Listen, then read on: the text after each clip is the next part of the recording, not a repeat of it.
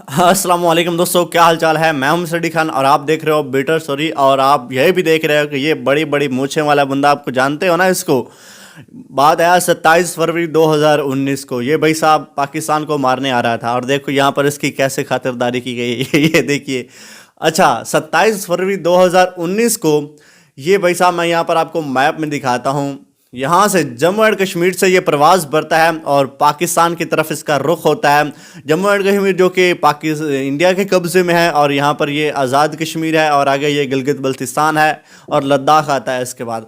अच्छा, यहाँ जब ये यहाँ से प्रवास बढ़ता है और इसका रुख पाकिस्तान की तरफ होता है, तो पाकिस्तान का रडार फ़ौरन से अलर्ट कर देता है कि भाई साहब कोई आ रहा है और उसका रुख आप पाकिस्तान की तरफ है। तो वो अलर्ट हो जाते हैं और जैसे ही ये आज़ाद कश्मीर इस बॉर्डर को क्रॉस करके पाकिस्तान की हदूद में दाखिल होता है, तो पाकिस्तान के दो तैयारे फ़ौरन से प्रवास भरते हैं और इसको जा करके इसको मिज़ाइल के ज़रिए ऊपर से मिज़ाइल मारते हैं और इसको गिरा देते हैं आज़ाद कश्मीर के इलाके में। और वहाँ के जो देहाती हैं वो इसको कैसे पकड़ते हैं। लेकिन यहाँ पर मैं आपको बता देता हूँ कि ये नीचे कैसे गिरता था। जब वहाँ पर इसके ऊपर मिसाइलों से हमला किया गया, तो उसके बाद ये अपना जहाज़ छोड़ करके ज़मीन पर कैसे इसने लैंड करा, ये बात भी समझने वाली है।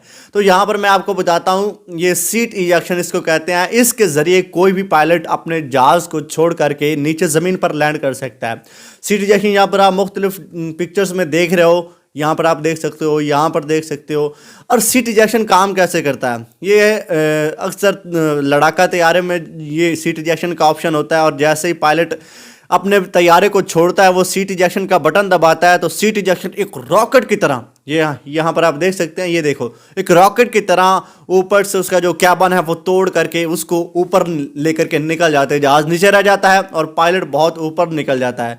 यहाँ पर आप देख सकते हो, ये देखिए पायलट कहाँ पर है और जहाज़ कहाँ पर है। ये सीट इजेक्शन के जरिए ऊपर निकला और जैसे ये ऊपर निकलते हैं और सीट इजेक्शन, ये यहाँ पर आप देखिए, यहाँ पर सॉरी किधर गया। अच्छा सीट इजेक्शन थोड़ा सा ना, यहाँ पर देख लीजिए, इस तस्वीर को देखिए, ये थोड़ा सा ऊपर होता है बंदा, थोड़ा सा इसका सर नीचे यहाँ तक होता है जहाँ तक ये मेरा हाथ जा रहा है, और ये ऊपर इसका होता है जो कैबन को तोड़ता है ताकि जो पायलट है उसको कोई नुकसान ना हो। और जैसे ही ये ऊपर निकलता है तो ये अपना पैराशूट खोल देता है और सीट इजेक्शन को छोड़ देता है, पैराशूट खोलता है और पैराशूट के साथ ये ज़मीन पर लैंडिंग करता है। अब जैसे ही ये भाई साहब लैंडिंग करता है ज़मीन पर, तो वहाँ के जो लोग होते हैं वो इसको पहचान लेते हैं, क्योंकि पैराशूट के ऊपर इंडिया का फ्लैग था।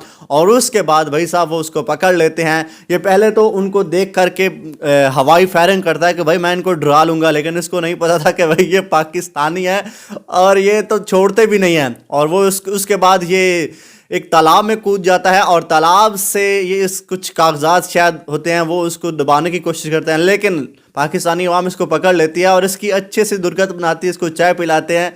यहाँ पर आप देख सकते हो कि इसने कितनी चाय पी है। अच्छा, उसके बाद आर्मी आ जाती है और ये आप देख रहे हैं, ये आर्मी के हवाले कर देते हैं।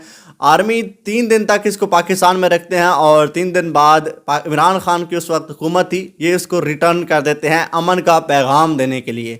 लेकिन एक बात जो है ये है कि जब ये पाकिस्तान की हदूद में दाखिल हुआ, यहाँ पर देखिए इसका जो जहाज़ का क्या हालत हुई पड़ी है। अच्छा, जब ये पाकिस्तान की हदूद में दाखिल होता है तो पाकिस्तान के रडार सिस्टम इसको कैसे पकड़ता है, यहाँ पर अब मैं आपको दिखाता हूँ पाकिस्तान का रडार सिस्टम। देखो इस तस्वीर को देखिए, सॉरी मैं यहाँ पर एक दूसरी तस्वीर आपको दिखाता हूँ। ये देखिए पाकिस्तान का रडार सिस्टम का जो मैक्सिमम रडार कवरेज है वो पाकिस्तान की ये वाली है। और जब भी कोई भी किसी किस्म का जहाज़ पाकिस्तान की हदूद में दाखिल होता है, या फिर आप देख सकते हैं कि इधर इंडिया के एरिया में भी इसकी कवरेज है, इधर अरेबियन सी में भी नीचे इसकी कवरेज है, और इधर अफ़गानिस्तान में भी है और ईरान में भी है। जब भी ईरान में भी कोई हलचल होती है तो इसको पता चल जाता है। अफगानिस्तान में भी अगर कोई हलचल हो रही है तो भी एयरफोर्स को पता चल जाता है। इंडिया में अगर कोई इधर पाकिस्तान की तरफ आ रहा है तो ये पहले ही अलर्ट कर देता है, जिस तरह अभिनंदन को किया था कि भाई साहब कोई आ रहा है, तो ये पहले से अलर्ट हो गए थे। लेकिन यहाँ पर रडार सिस्टम से बचने का भी एक तरीका होता है, वो भी मैं आपको दिखा देता हूँ। रडार सिस्टम को दाव भी लगा लिया जाता है, इसको पता भी नहीं चलता कि कोई यहाँ पर आ रहा है नहीं आ रहा। वो ये चीज़ है स्टील्थ एयरक्राफ्ट।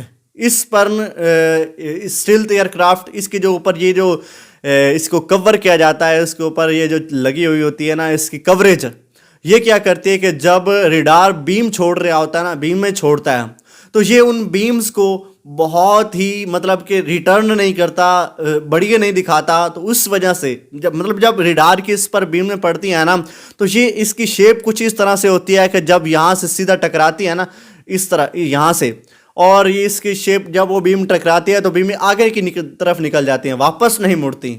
क्योंकि रेडार तभी पकड़ पाता है जब भी किसी चीज़ से उसकी बीमें टकराएं और वापस से मुड़ें, रिसीव हों।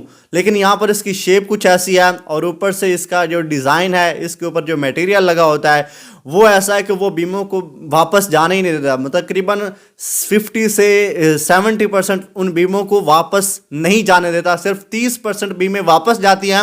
जिसकी वजह से रेडार में ही, मैं यहाँ पर आपको दिखा दूँ, रेडार में ये बिल्कुल छोटा सा दिखाई देते हैं।